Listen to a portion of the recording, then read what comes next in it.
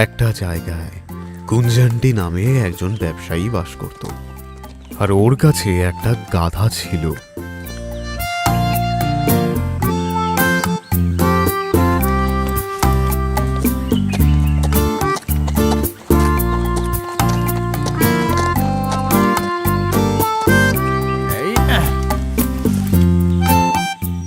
কুঞ্জান্ডি ওই গাধাটার ওপর সমস্ত জিনিসপত্র চাপিয়ে বাজারে যেত।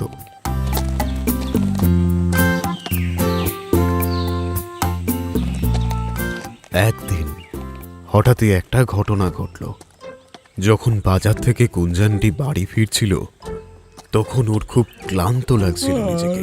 তাই সে ভাবল যে কিছুক্ষণ এই গাছটার নিচে বসে আরাম করে নিলে কেমন হয়। আর এটা দেখার পর ওর পোষ্য গাধাটাও ওর সাথে বিশ্রাম নিতে শুরু করলো। দুজনে এতটাই ক্লান্ত ছিল যে কুঞ্জান্ডি ঘুমিয়েই পড়েছিল। আর তখনই একটা বড় সাপ ওখানে এলো, আর ওই সাপটাকে দেখে গাধাটা বলল, বাপরে, এটা কি একটা সাপ নাকি? এই তো মালিকের দিকেই যাচ্ছে মনে হচ্ছে। মালিককে এবার ছবলি মারবে। আমাকে কিছু একটা করে মালিককে বাঁচাতে হবে। তুমি আমার মালিককে ছবল মারতে চাও না? দাঁড়াও, মজা দেখাচ্ছে।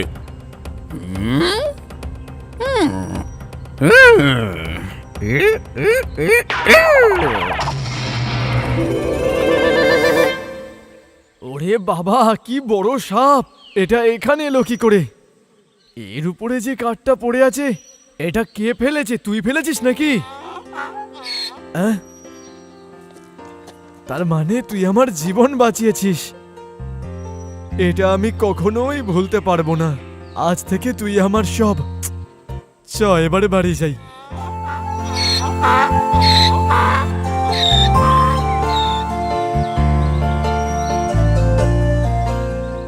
প্রতিদিনের মতো কুঞ্জান্ডি নিজের গাধার উপরে সমস্ত জিনিসপত্র রেখে বাজারের দিকে যেতে লাগলো।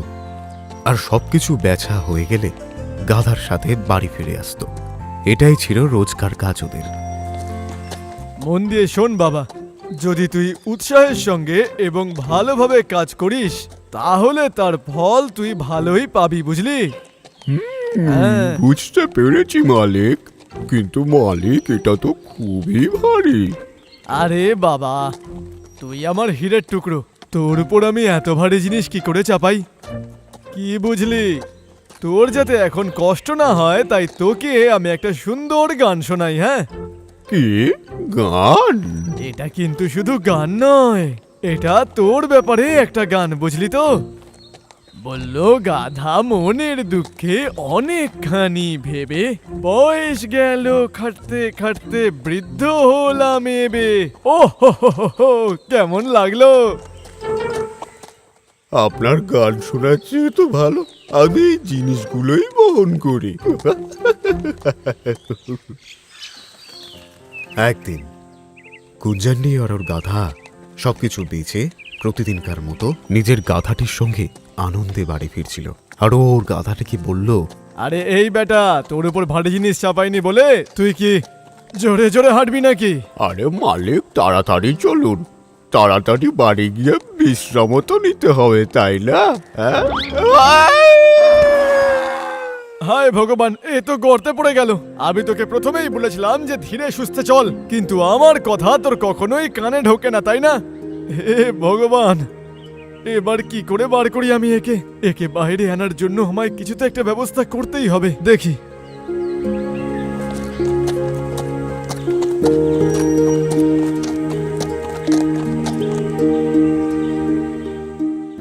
নিজের ওই গাধাটাকে বাঁচাতে কুঞ্জান্ডি অনেক উপায় ভাবতে শুরু করলো। তখনই সে একটা দড়ির মতো কিছু দেখল। আরে বাবারে! এই বেটা, মন দিয়ে শোন, এই দড়িটাকে ধরে চুপচাপ উপরে চলে আয়। যেভাবেই হোক তোকে এখন আমায় বাঁচাতে হবে। তোকে ছাড়া আমি কি করে থাকবো বলতো? কুঞ্জান্ডি খুব কষ্ট পাচ্ছিল। তখনই ওখান থেকে একটি লোক যাচ্ছিল। কুঞ্জান্ডির নিজের গাধাটিকে বাঁচানোর উপায় দেখে ওর বেশ মজা লাগলো। আর ওর বোকামো দেখে সে বলল, আরে ও ভাই, গর্তে যে পড়ে আছে সেটা একটা গাধা, আর ও দড়ি ধরে তো উপরে আসতে পারবে না বাবা। তাহলে তুমি বলো ওকে ওপরে আনবো কি করে? যেভাবেই হোক ওকে তো বাঁচাতে হবে। আরে ভাই, এই গর্তটা খুবই সরু, তুমি যা ইচ্ছে করে নাও, ওই গাধাটা উপরে আনতে পারবে না। একে এখানেই ফেলে চলে যাও। আরে ভাই, এ তুমি কেমন কথা বলছো? তাহলে বসে বসে একে এখানেই পাহারা দাও আর কি। কুঞ্জানটি নিজের প্রিয় গাধাটাকে এতক্ষণ বাঁচাতে না পেরে খুব মন খারাপ করে সে ভাবতে থাকলো যে এবার সে কি করবে। ওকে বাঁচানোর চক্করে কখন যে দিন থেকে রাত হয়ে গেল সে বুঝতেই পারল না।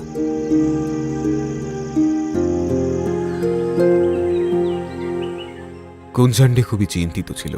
তখনই ওই রাস্তা দিয়ে একটা সন্ন্যাসী যাচ্ছিলেন, আর এ, তখনই আমার উনি কি হয়ে গেল? কুঞ্জান্ডিকে আমি কি দেখতে করবো পেলেন। এবারে? তাকে চিন্তিত দেখে সন্ন্যাসী তাকে জিজ্ঞেস করলেন, আচ্ছা, শুধু এটাই তোমার সমস্যা? আমি তোমায় একটা কথা জিজ্ঞেস করি, তুমি এই গাধাটাকে ছেড়ে চলে যাচ্ছ না কেন? হ্যাঁ, মহারাজ, এ আমার জীবন বাঁচিয়েছে। একে ফেলে রেখে আমি যাই কি করে বলুন তো? কাল সন্ধে থেকে ও কোনো দানা পানি মুখে দেয়নি। তার মানে এই গাধাটাকে তুমি খুব ভালোবাসো? হ্যাঁ, ওকে বাঁচানোর জন্য কোনো না কোনো উপায় আমাকে বলুন মহারাজ। আচ্ছা, এবার বুঝলাম। তোমার এই গাধার প্রতি ভালোবাসা দেখে আমি খুব সন্তুষ্ট হয়েছি। যেভাবেই হোক আমার এই গাধাটাকে বাঁচিয়ে নিন মহারাজ। চিন্তা করো না, এই গাধাটাকে আমরা বাঁচাবো। তুমি একটা কাজ করো, গিয়ে একটু মাটি নিয়ে এসো। কিন্তু মাটি লাগবে কেন? এই গর্তের মধ্যে দেওয়ার জন্য। আরে, এ গর্ত তো বন্ধ হয়ে যাবে, আমার গাধাটা মরে যাবে মহারাজ। তুমি ভয় পেও না কুঞ্জান্ডি, আমার উপর বিশ্বাস রাখো, যাও। সন্ন্যাসীর কথায় বিশ্বাস করে কুঞ্জান্ডি ঝুড়ি ঝুড়ি করে মাটি নিয়ে এসে ফেলতে শুরু করলো নিজের গাধাটিকে বাঁচানোর জন্য। ভয় পেও না কুঞ্জান্ডি, গর্তটায় আরো মাটি লাগবে, চিন্তা করার কোনো কারণ নেই এখানে। আমি তোমার সাথে আছি কুঞ্জান্ডি। কুঞ্জান্ডি যখন নিচে দেখল তখন ওর গাধা আস্তে আস্তে উপরে উঠে আসছিল। কুঞ্জান্ডি এটা দেখে খুব খুশি হলো আর দৌড়ে দৌড়ে মাটি ফেলতে লাগলো। কুঞ্জান্ডিকে খুশিতে দেখে সন্ন্যাসীও ওখান থেকে চলে গেলেন।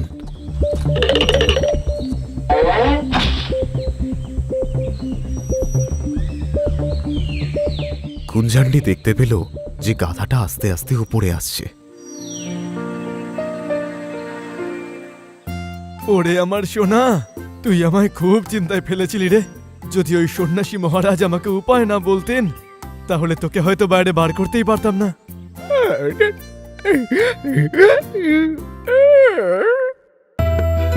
এই ঘটনাটা অতীতে ঘটে যাওয়া একটা ঘটনা। একটা গ্রামে একজন ধোপা ছিল। গ্রামের সব ঘর থেকে কাপড় জড়ো করে সেগুলো পরিষ্কার করত। ওটা দিয়ে যে টাকা পেত তা দিয়ে সে আর তার বউ ঘর চালাতো। ওর কাছে একটা গাধা আর একটা ঘোড়া ছিল। আমার কাছে গাধা ঘোড়া দুটোই আছে। কি সুন্দর ব্যাপার, তাই না? এটা ঠিকই বলেছ, ওরা না থাকলে তো তোমাকেই সব বয়ে নিয়ে যেতে হতো। এই ঘোড়া থাকার জন্য আমরা দূর দূরান্তে যাত্রা করতে পারবো। হ্যাঁ, সে তো ঠিকই। ঘোড়া আর গাধাটা একই আস্তা বলে থাকত। ঘোড়াটা গাধাটাকে কখনোই নিজের বন্ধু ভাবেনি। তুমি কি ধরনের জন্তু? কোনো দিক থেকেই তো সুন্দর দেখতে নও। আরে আমার দিকে দেখো, আমাদেরকে বলা হয় সুন্দর। ভাই, তুমি তো ঠিকই বলেছো, একদম সত্যি কথা। কিন্তু আমিও তো তোমার বন্ধু। হ্যাঁ, আমি তোমার বন্ধু নই। তোমার গায়ের দুর্গন্ধের জন্য আমি এখানে দাঁড়াতেও পাচ্ছি না। বিচ্ছিরি একটা নোংরা জন্তু। না, এরকম ভাবে বলতে নেই ভাই। এমনিতেও আমি মালিকের সব কাজ একাই করি ভাই। আমাদের দুজনের মালিক তো একই, তাই না? জীবনে আরাম থাকাটা ভালো, কিন্তু আমার জীবনে শুধু কষ্ট। ও আচ্ছা, কিন্তু তুমি এরকম কেন বলছো? মালিক, সব ওজন শুধু আমাকে দিয়েই তোলায়, কিন্তু তোমাকে দিয়ে ছোটখাটো কাজ করিয়ে নেয়। ও তাহলে এই ব্যাপার। মনে রাখবে, আমি তোমার থেকে বেশি দামি আর বেশি কাজের। আমি তোমার মতো নই।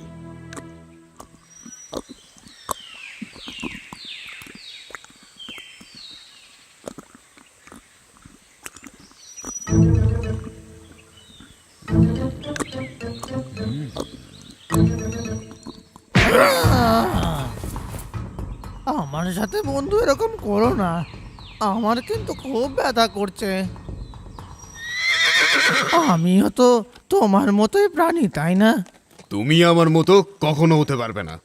আমার মধ্যে উত্তম বুদ্ধি আর ভরপুর শক্তি আছে, কিন্তু তুমি হলে গতরে খাটা আর একটা বোকা জন্তু।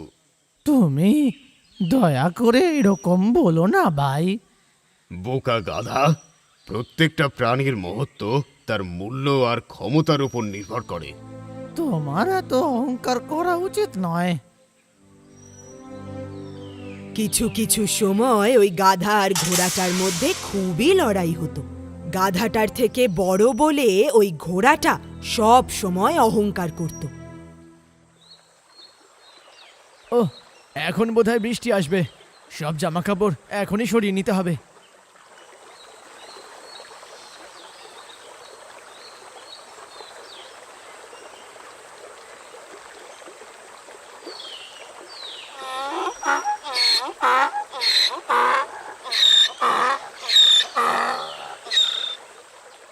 বাবা, এগুলো তো বড্ড ভারী।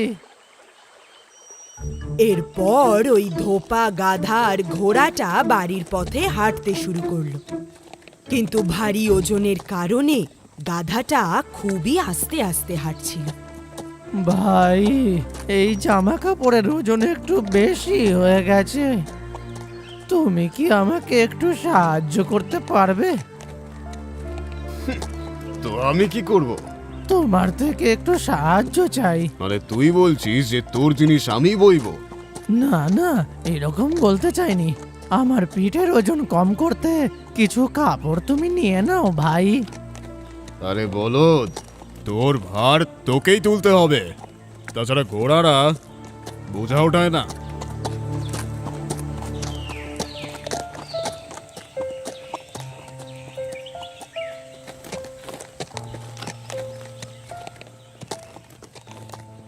ভাই, এবার আমি সত্যি পড়ে যাব। তুমি কি আমাকে একটু সাহায্য করবে? আমি তোকে বললাম না যে ঘোড়া কারুর বোঝা তোলে না।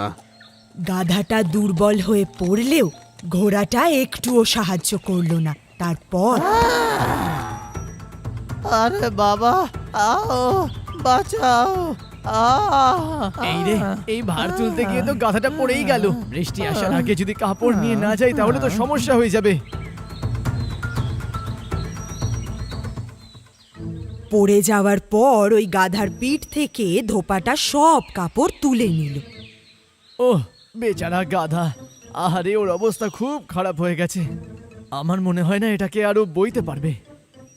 এই সব কাপড়গুলো আমি বরং গিয়ে ওই ঘোড়াটার পিঠের উপরেই রেখে দিই। আর তারপর ওই ধোপাটা সব কাপড় তুলে নিয়ে ওই অহংকারী ঘোড়াটার পিঠে চাপিয়ে দিল। এমনকি ওই গাধাটাকেও ওই অহংকারী ঘোড়ার পিঠে চাপিয়ে দিল। আমাকে এখন এর ভার তুলতে হচ্ছে আমার অহংকারের জন্য। যদি আমি তখন গাধাকে সাহায্য করতাম তাহলে আমাকে এই অবস্থায় পড়তে হতো না।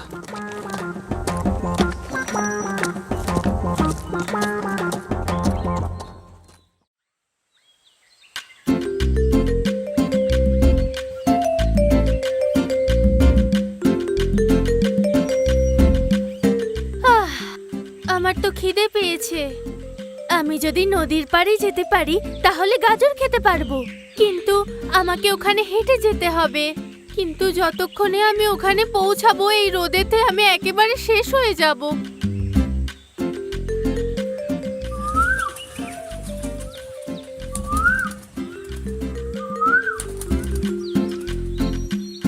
ভাই খরগোশ, তুমি এই রোদে কোথায় যাচ্ছ? তুমি তো ঘরে থাকতে পারতে। বন্ধু কোকিল, আমি একটু নদীর তীরে গাজর খেতে যাচ্ছি, কিন্তু ওখানে যেতে যেতে হাঁপিয়ে যাব। কি ভালো হতো যদি তোমার মতো আমি উঠতে পারতাম কোকিল। আমি তো ওখান থেকেই এলাম। ওখানে কোনো গাজর নেই, লোকজন সব গাজর নিয়ে গেছে। আরে, এবার আমি কি করব? খরগোশ ভাই, ওখানে আম গাছে মিষ্টি আম আছে, তুমি কি খাবে? কিন্তু আমি হলে গাজরই খেতাম। যখন বলে না খিদে পেলে কিছু না পেলে ঘাসও খেয়ে ফেলে, তেমনি আমি কিছু না পেলে আম খেয়ে নেব। ভাই খরগোশ, আমি কি এখন যেতে পারি? ওখানে একটা কাকের বাসা আছে, আমাকে এক্ষুনি যেতে হবে, কারণ কাকটা শহরে গেছে। তাহলে ওই বাসায় আমি ডিম পাড়তে পারবো। বন্ধু কোকিল, তোমার কি এখনো ওই পুরনো অভ্যেস যায়নি কাকের বাসায় ডিম পাড়া? এটা আমাদের কোকিলদের ব্যাপার, এটাতে কোনো প্রশ্ন না করাই ভালো। মনে হয় আমার কথা কোকিলের ভালো লাগেনি। কোনো ব্যাপার না, আমি আম গাছের দিকে যাই। আম আছে মিষ্টি মিষ্টি আম আছে, আম আছে, আম আছে।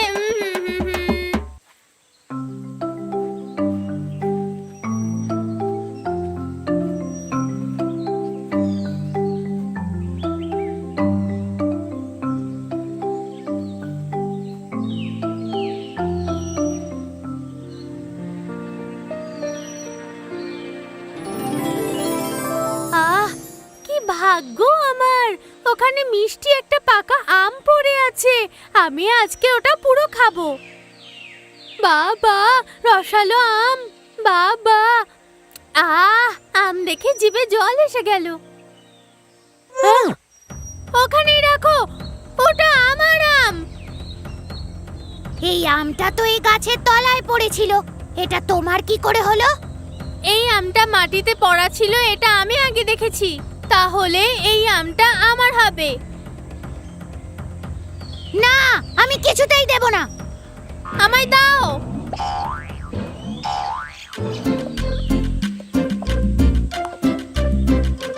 হ্যাঁ,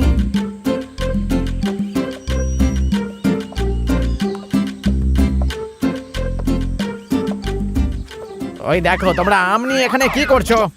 সবার আগে আমি ওই আমটাকে দেখেছি, আর আমটা ওঠাবার আগে ওই বাঁদর উন্নিটা আমটা তুলেছে। আমি এই আমটাকে প্রথমে দেখেছি। এই আমটা আমি নেওয়ার আগে বাদরটা এসে নিয়ে নিয়েছে। শুধুমাত্র দেখার ওপর কিছু হয়? যে প্রথমে এসে আম তুলেছে, আম তো তারই। সত্যি কথা বলতে গেলে আমটা দুজনেরই প্রাপ্য। এই জন্য এই আমের ব্যাপারটাকে নিয়ে শেষ মন্তব্যটা আমি করব। বলো না গাধা ভাই। বাঁদর উন্নি, এই আমটাকে মাটিতে রেখে দাও। নাও, রাখলাম। ঠিক আছে, এবারে তোমরা দুজনেই ওই পাথরের পাশে গিয়ে দাঁড়াও। ওখান থেকে দৌড়ে দৌড়ে এসে এই আমটাকে নেবে। তোমরা দুজনেই ভালো করে দৌড়তে পারো তো? যে দৌড়ে এসে সবার আগে এই আমটাকে নিতে পারবে তাকে এই আমটা দেওয়া হবে। এবারে রাজি তো? আমি রাজি আছি। আমিও। তাহলে ঠিক আছে, তোমরা দুজনেই এই দৌড়ের জন্য প্রস্তুত হয়ে যাও।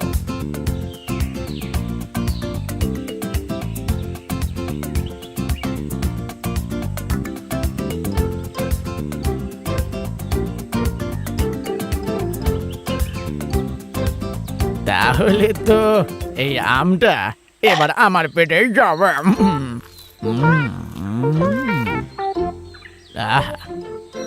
বাহ, গাধা ভাই, আমরা দুজন তৈরি। আমরা আসবো। যেটা ভালো মনে হয় করো।